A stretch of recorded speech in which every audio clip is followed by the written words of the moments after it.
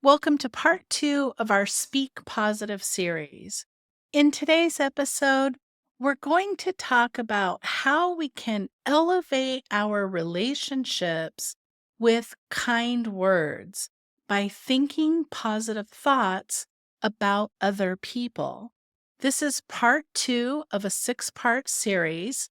In this episode, we're going to talk about thinking positive thoughts about other people, particularly those people who have triggered us, we are in a conflict with, or they annoy us, and or even groups of people. So we are going to talk about how we can change our thought processes about another person or group of people to help us enjoy a more positive experience in our life and potentially elevate the relationship with this other person or group of people. Hello and welcome. Danette here. Thank you for joining me on the Shine First Today podcast. If you're interested in increasing your productivity at the same time lowering stress and anxiety, then you're in the right place.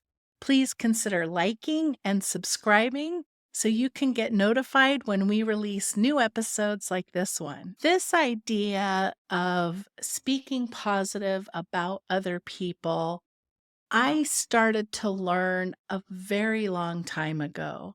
A friend of mine was having problems with her daughter and her daughter in law.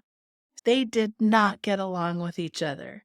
They fought like crazy and they were very different people and they really butt heads. The daughter in law said really horrible things about my friend, her mother in law, my friend. And we went to lunch one day and we sat down, and I was fully prepared to engage in a lot of trash talk about the daughter in law.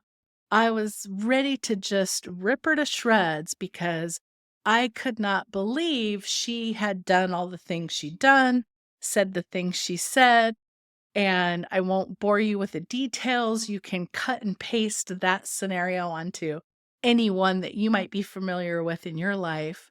But we sat down to lunch. I was definitely on her side. And as we started to talk about it, my friend never uttered a single syllable about her daughter in law that was negative. And I brought up point after point, I teed it up, and she refused to engage. She took the high road, as they say. She sat in her confidence that she was not going to trash talk in any way, not a syllable about her daughter in law. In fact, she praised her daughter in law.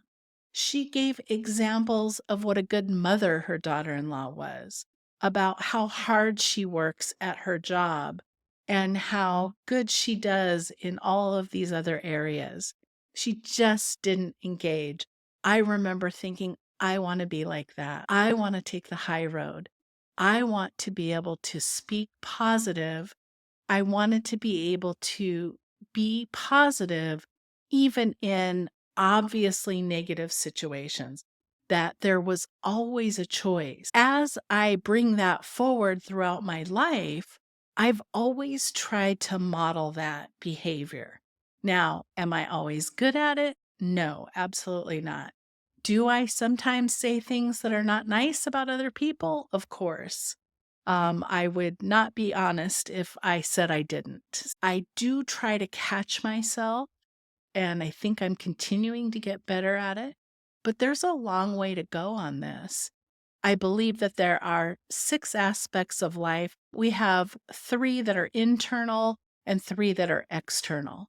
So the 3 that are internal are ourselves, our home, and our playtime, our hobbies.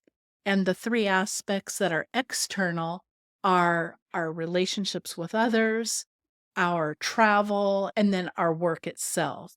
So when we talk about work-life balance, one of my beliefs is that our work does not equal the totality of our lives.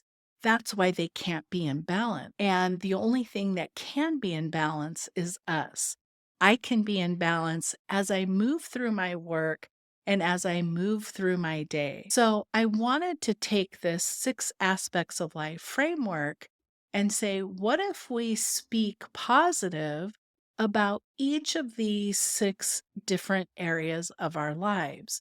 And the first episode we did was speaking positive to ourselves, and we'll link to it at the end. One of the things that I think is happening when we talk negative about others, when we say negative things or we throw shade on someone else, then really we're passing judgment on that other person. We say, I think you should have done something different. I think you should have behaved in a different way. You should not have done that to me. We're judging another person. And really, what we're doing is maybe judging ourselves or standing in that feeling of judgment or righteousness. We're bringing that negative feeling of judgment inside our own body. I want to give the example where they took water and froze it. And as the ice crystals were forming, in one bucket, they said lovely words of encouragement. They spoke to the ice crystals with love and affection and caring. And beautiful ice crystals formed. They were symmetrical, they were large, they were intricate, and it looked very beautiful. In the bucket of water that they gave harsh criticism to, said, "You're no good," and "You're not worthy," and all of those horrible things, the ice crystals formed, they were deformed, they were out of order, they were not symmetrical, they were smaller, and it was really startling. It really made a big difference. And I think that as we're thinking negative thoughts about other people, it can't help but hurt us internally. It can't help as our blood is flowing through our system and our energy is moving through our system. If we're talking about someone negative, even if it's justified, like even if they really did something bad to us, then I think it's hurting us. What I'm hoping for with this series is to figure out a way to stop that negative talk about others for the selfish purpose of not hurting ourselves, for not letting that negative energy slow us from getting into the flow. It would be hard to get into the flow of your life if you're hung up on a negative situation or a negative fight with someone else. The second thing we can do when we have a conflict with another person, one of the things that is really common is for us to say, they triggered us. I was just minding my own business and so triggered me, which is really common. It happens to all of us. It happens to me. um, you have that initial, oh, frustrated action. And why did that person do that? And you're triggered. And if you go instantly from being triggered into judgment, you don't have an opportunity to solve the problem. What I'd like to suggest at this point is if you're feeling triggered, look at it. The first thing I want you to try to do is get neutral. I try to recognize that I'm triggered, that I'm not thinking clearly because I'm angry in that moment. When we are triggered and we're not thinking properly, our brain actually goes into fight or flight mode, and we can't get to an optimal solution when we're in fight or flight mode. So we want to get ourselves as neutral as possible. We do that honestly by not talking about it, not telling other people about it, and really trying to meditate a little bit and do some internal thinking about understanding, why did the situation bother me? Why did that action or activity trigger me. And what you'll normally find is that that situation is reflecting something back to you that would be beneficial for you to know about yourself. So oftentimes, somebody is in your life to help you learn about a behavior that maybe you can improve in your own self. And that's sometimes hard to take that mirror and to take that triggering event and look into the mirror of it and reflect it back to you as to how can you learn from it. We did a workshop last weekend with my friend Elias Patras, and he did a great exercise. He had two of us sit facing each other, and he put a book in between us. And he said, "Now, Danette, describe to Shelby what you see on the cover of the book." And then he said to Shelby, "Do you see that what she sees?" And Shelby says, "No." And he goes, "Well, describe to Danette what you see." And so she described what was on the back of the book. And he said, "Danette, do you see what Shelby sees?"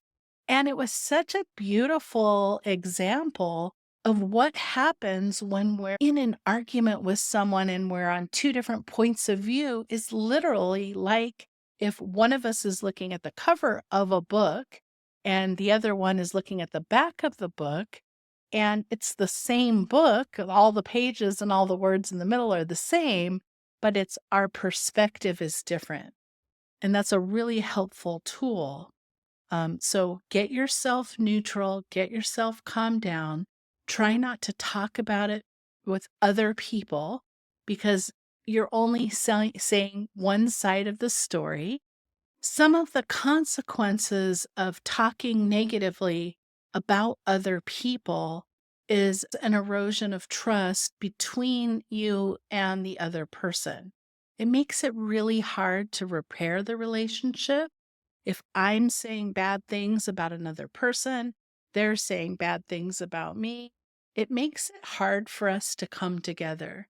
So I want you to think about that the next time you're in a situation where there's conflict and think about how can you reframe the conversation so that you're including some positive words and you're reminding yourself some positive things about the other person when you're in conflict. I know a lot of us avoid conflict like the plague, right? We don't want anything to do with conflict. And when it happens, it's so hard to process and understand. I'm definitely not suggesting that we avoid it. I'm saying that we try to look at it from all perspectives, including what is it about it? What are we able to learn from the situation? And how can we see it from other sides? We don't want to have these negative thoughts pinching us off, blocking us from getting into the flow. Try to understand first why you were feeling triggered, what it is about the situation that's irritating you. See if you can't get some kind of learning and understanding, and then take a pause from interacting with the other person, depending on what's going on, until you can feel more neutral.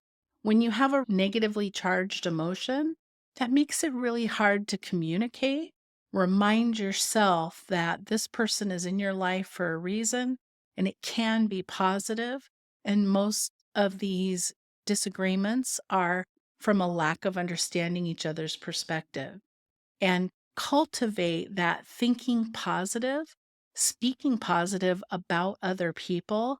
And I think you'll be amazed at the benefits just from your own handling of the situation. Regardless of how the other person responds, you'll feel better about yourself when you think positive of other people. And I think the relationship can only be enhanced. Thank you so much for listening today. I really appreciate it. If you liked this episode, please hit the like button. Please consider subscribing. I hope you have an amazing rest of your day, and I'll see you in the next episode.